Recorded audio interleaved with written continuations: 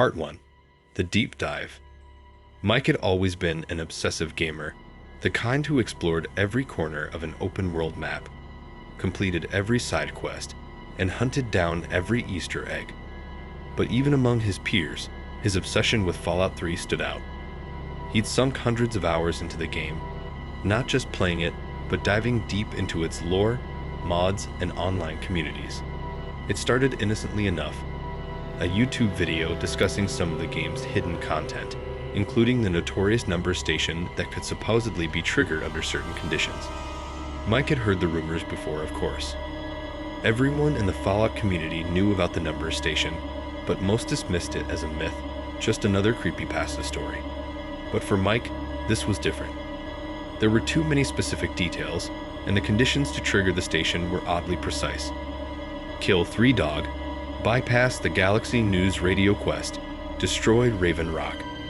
Some players had even claimed to have heard the strange, monotone voice and decoded its eerie messages. Mike wasn't superstitious, but the idea of a hidden signal buried in the game fascinated him. He started researching, diving into old forum posts, archived threads, and obscure blogs. Much of the information was gone, erased by moderators or locked behind dead links.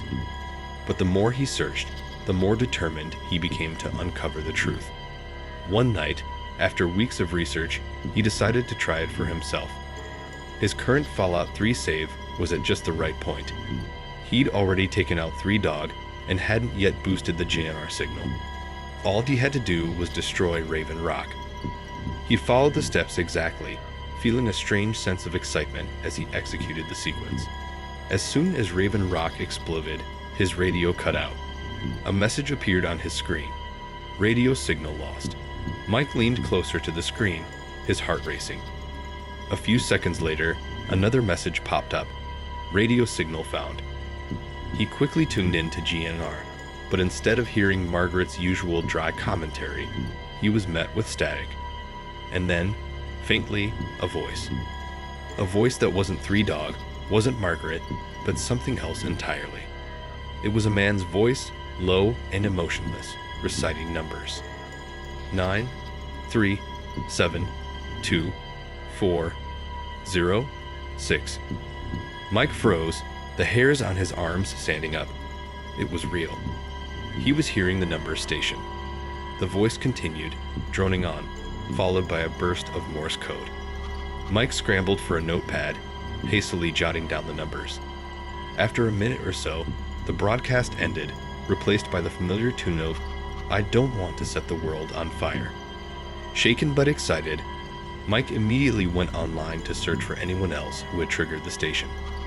The usual forums were oddly silent on the matter, as if any discussion about it had been scrubbed clean.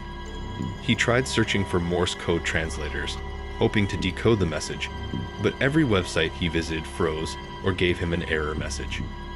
Frustrated, he decided to post about his discovery in a subreddit dedicated to Fallout lore. His post went live, but within minutes, it was deleted. No explanation, no warning, just gone. He tried again, and the same thing happened. When he reached out to the moderators, they claimed they had no idea what he was talking about and that they hadn't touched his post. He tried different forums, even obscure ones, but no matter where he went, any mention of the number station was either deleted or ignored. Mike was undeterred. He had heard the broadcast, and now he was determined to figure out what it meant. The next day, Mike woke up to find an email waiting in his inbox. It was from an anonymous address, with no subject line and just a single sentence. The numbers are more than just a broadcast.